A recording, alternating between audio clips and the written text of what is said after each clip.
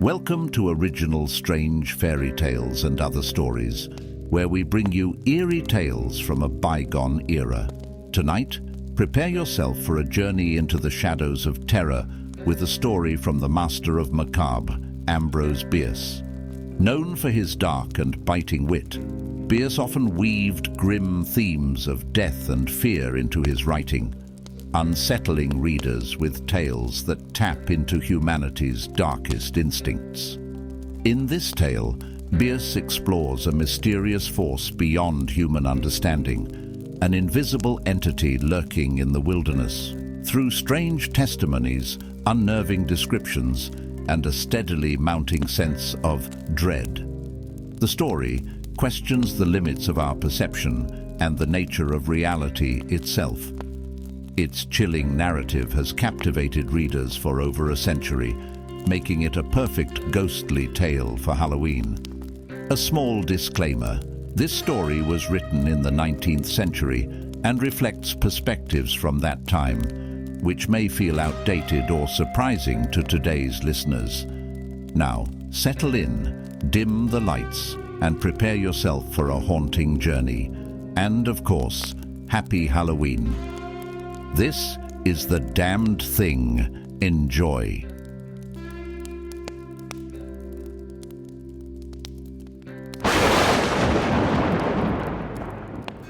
Chapter 1. By the light of a tallow candle, which had been placed on one end of a rough table, a man was reading something written in a book. It was an old account book, greatly worn, and the writing was not, apparently, very legible, for the man sometimes held the page close to the flame of the candle to get a stronger light upon it. The shadow of the book would then throw into obscurity a half of the room, darkening a number of faces and figures. For besides the reader, 8 other men were present. 7 of them sat against the rough log walls, silent and motionless, and the room being small, not very far from the table. By extending an arm, any one of them could have touched the 8th man, who lay on the table, face upward, partly covered by a sheet, his arms at his sides. He was dead. The man with the book was not reading aloud, and no one spoke. All seemed to be waiting for something to occur. The dead man only was without expectation. From the blank darkness outside came in, through the aperture that served for a window, all the ever-unfamiliar noises of night in the wilderness. The long, nameless note of a distant coyote, the stilly, pulsing thrill of tireless insects in trees, strange cries of night birds, so different from those of the birds of day, the drone of great blundering beetles, and all that mysterious chorus of small sounds that seem always to have been but half heard when they have suddenly ceased, as if conscious of an indiscretion. But nothing of all this was noted in that company. Its members were not overmuch addicted to idle interest in matters of no practical importance. That was obvious in every line of their rugged faces, obvious even in the dim light of the single candle. They were evidently men of the vicinity, farmers and woodmen. The person reading was a trifle different. One would have said of him that he was of the world, worldly, albeit there was that in his attire which attested a certain fellowship with the organisms of his environment. His coat would hardly have passed muster in San Francisco. His footgear was not of urban origin, and the hat that lay by him on the floor, he was the only one uncovered, was such that if one had considered it as an article of mere personal adornment, he would have missed its meaning. In countenance, the man was rather prepossessing, with just a hint of sternness, though that he may have assumed or cultivated as appropriate to one in authority. For he was a coroner. It was by virtue of his office that he had possession of the book in which he was reading. It had been found among the dead man's effects, in his cabin, where the inquest was now taking place. When the coroner had finished reading, he put the book into his breast pocket. At that moment, the door was pushed open, and a young man entered. He, clearly, was not of mountain birth and breeding. He was clad as those who dwell in cities. His clothing was dusty, however, as from travel. He had in fact been riding hard to attend the inquest. The coroner nodded. No one else greeted him. "We have waited for you," said the coroner. "It is necessary to have done with this business tonight." The young man smiled. "I am sorry to have kept you," he said. "I went away, not to evade your summons, but to post to my newspaper an account of what I suppose I am called back to relate." The coroner smiled. "The account that you posted to your newspaper," he said, "differs probably from that which you will give here under oath." "That," replied the other, rather hotly and with a visible flush, "is as you choose. I used manifold paper and have a copy of what I sent. It was not written as news, for it is incredible, but as fiction. It may go as a part of my testimony under oath." "But you say it is incredible." "That is nothing to you, sir, if I also swear that it is true." The coroner was apparently not greatly affected by the young man's manifest resentment. He was silent for some moments, his eyes upon the floor. The men about the sides of the cabin talked in whispers, but seldom withdrew their gaze from the face of the corpse. Presently the coroner lifted his eyes and said, "We will resume the inquest." The men removed their hats. The witness was sworn. "What is your name?" the coroner asked. "William Harker." "Age?" 27. "You knew the deceased, Hugh Morgan?" "Yes." "You were with him when he died?" "Near him." "How did that happen? Your presence, I mean." "I was visiting him at this place to shoot and fish. A part of my purpose, however, was to study him and his odd, solitary way of life. He seemed a good model for a character in fiction. I sometimes write stories. I sometimes read them." "Thank you." "Stories in general, not yours." Some of the jurors laughed. Against a somber background, humor shows highlights. Soldiers in the intervals of battle laugh easily, and a jest in the death chamber conquers by surprise. "Relate the circumstances of this man's death," said the coroner. "You may use any notes or memoranda that you please." The witness understood. Pulling a manuscript from his breast pocket, he held it near the candle, and turning the leaves until he found the passage that he wanted, began to read. Chapter 2. The sun had hardly risen when we left the house. We were looking for quail, each with a shotgun, but we had only one dog. Morgan said that our best ground was beyond a certain ridge that he pointed out, and we crossed it by a trail through the chaparral. On the other side was comparatively level ground, thickly covered with wild oats. As we emerged from the chaparral, Morgan was but a few yards in advance. Suddenly we heard, at a little distance to our right, and partly in front, a noise as of some animal thrashing about in the bushes, which we could see were violently agitated. "We've started a deer," said. "I wish we had brought a rifle." Morgan, who had stopped and was intently watching the agitated chaparral, said nothing, but had cocked both barrels of his gun, and was holding it in readiness to aim. I thought him a trifle excited, which surprised me, for he had a reputation for exceptional coolness, even in moments of sudden and imminent peril. "Oh, come," I said. "You are not going to fill up a deer with quail shot, are you?" Still, he did not reply, but, catching a sight of his face as he turned it slightly toward me, I was struck by the pallor of it. Then I understood that we had serious business on hand, and my first conjecture was that we had jumped a grizzly. I advanced to Morgan's side, cocking my piece as I moved. The bushes were now quiet, and the sounds had ceased, but Morgan was as attentive to the place as before. "What is it?" "What the devil is it?" I asked. "That damned thing," he replied without turning his head. His voice was husky and unnatural. He trembled visibly. I was about to speak further when I observed the wild oats near the place of the disturbance, moving in the most inexplicable way.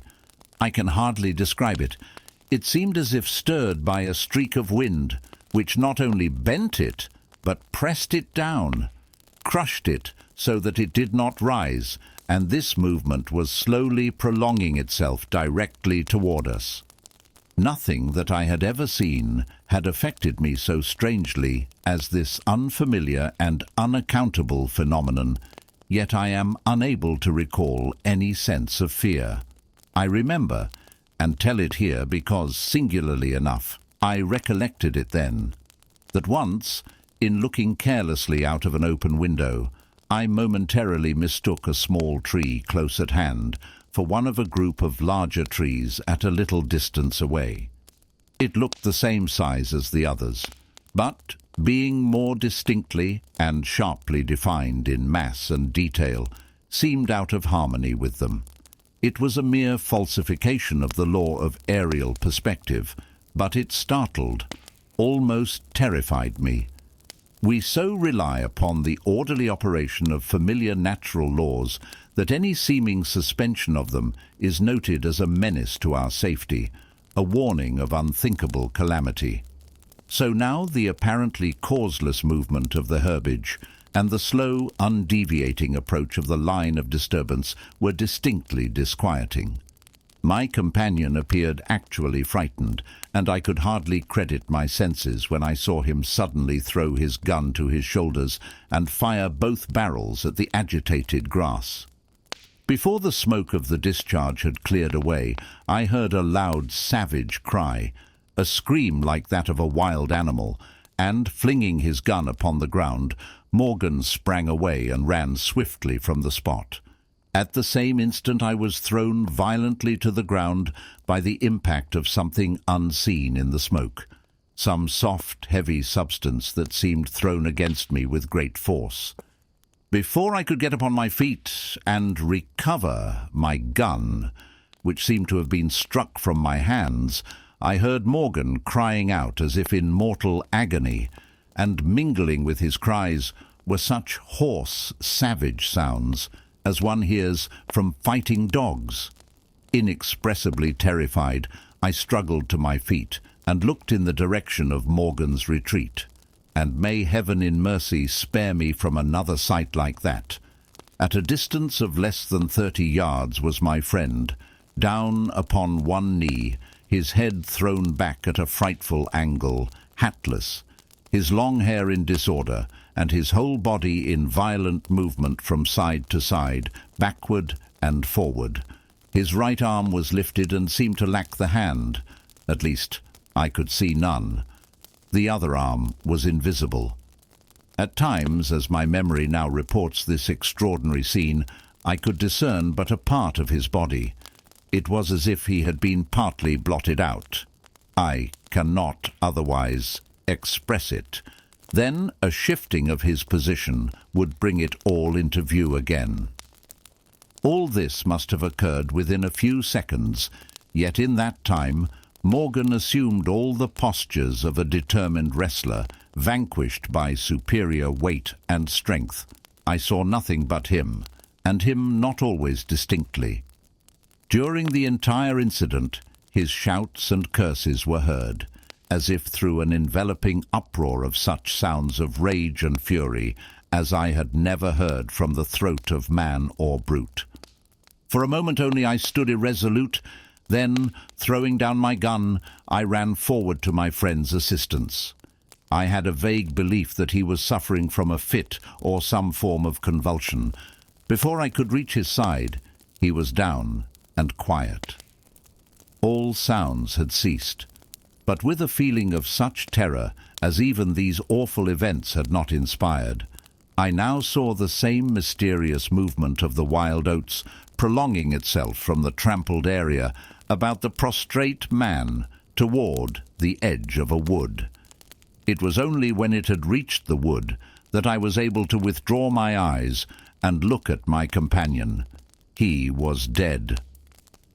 Chapter 3. The coroner rose from his seat and stood beside the dead man. Lifting an edge of the sheet, he pulled it away, exposing the entire body, altogether naked, and showing in the candlelight a clay-like yellow. It had, however, broad maculations of bluish-black, obviously caused by extravasated blood from contusions. The chest and sides looked as if they had been beaten with a bludgeon. There were dreadful lacerations. The skin was torn in strips and shreds. The coroner moved round to the end of the table and undid a silk handkerchief, which had been passed under the chin and knotted on the top of the head. When the handkerchief was drawn away, it exposed what had been the throat. Some of the jurors, who had risen to get a better view, repented their curiosity and turned away their faces. Witness Harker went to the open window and leaned out across the sill, faint and sick.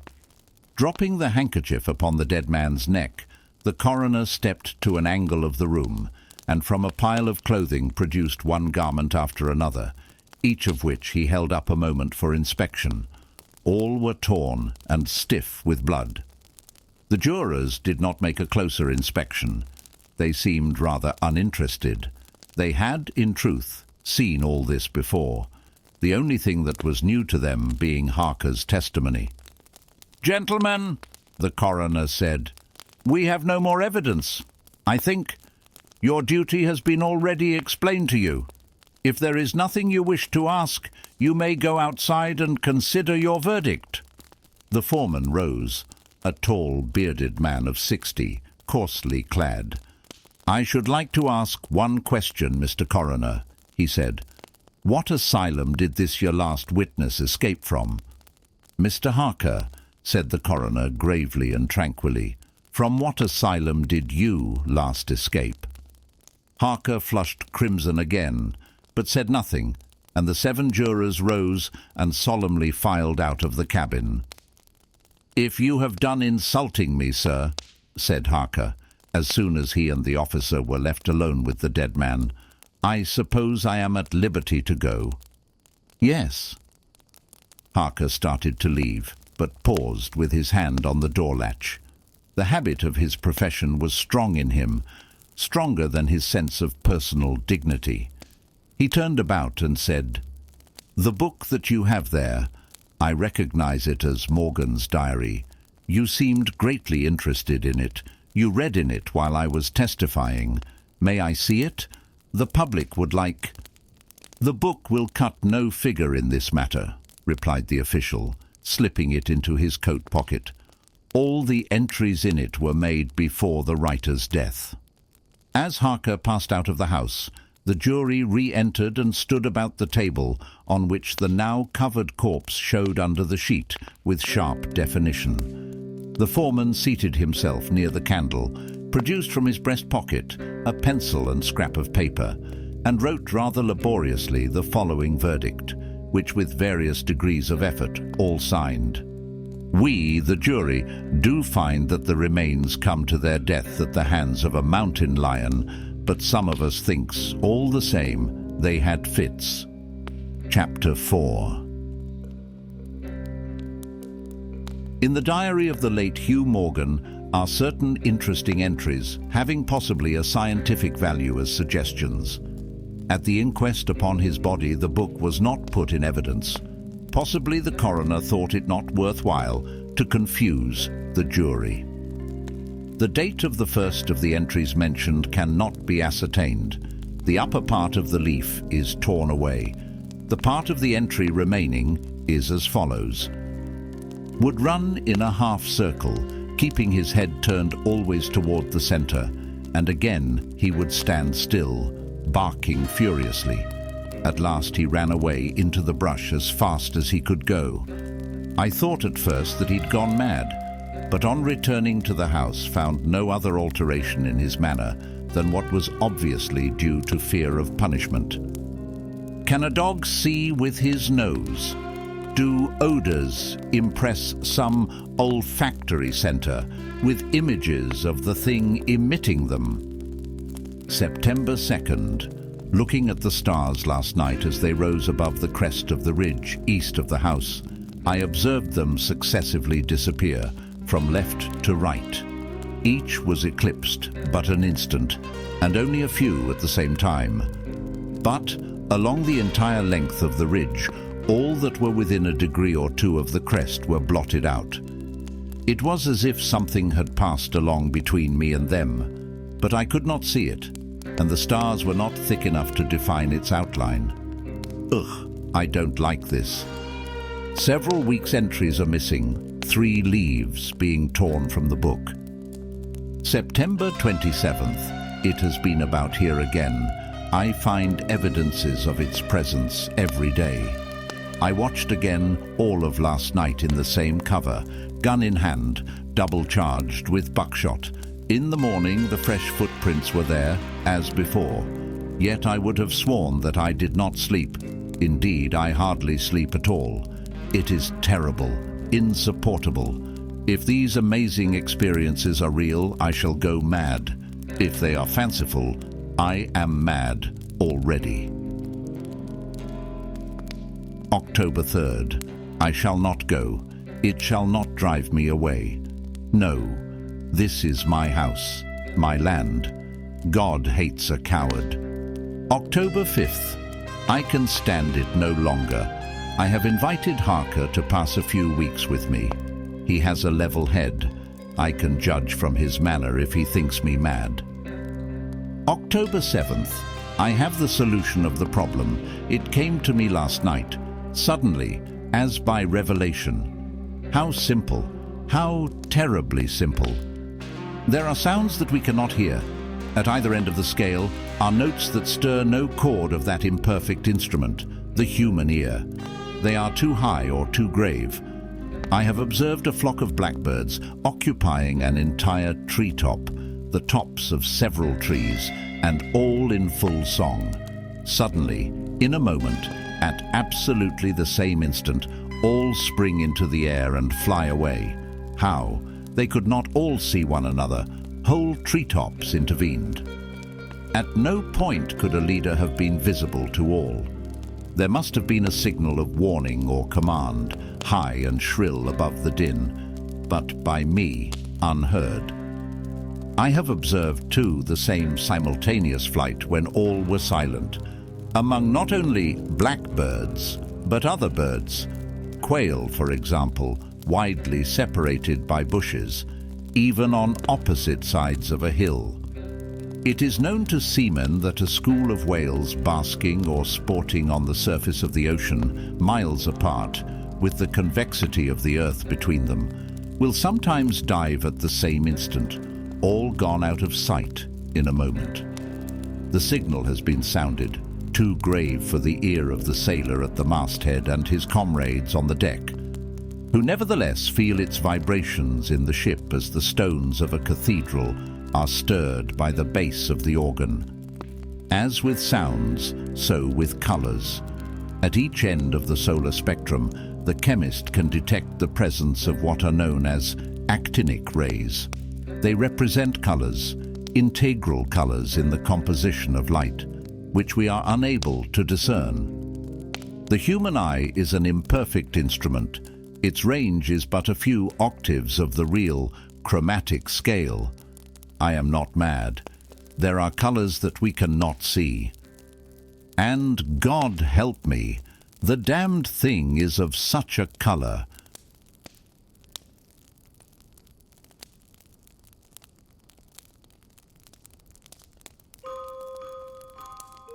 Thank you for joining Original Strange Fairy Tales and Other Stories for this eerie reading of The Damned Thing by Ambrose Bierce. We hope it's left you with chills and sparked the strange curiosity Bierce is known to provoke. His exploration of the unknown and unseen, a theme that resonates with us on this Halloween season, invites us all to question what might be lurking in the shadows, just beyond our understanding. If you enjoyed this reading, Please consider liking, sharing and subscribing to the channel so you won't miss my next story.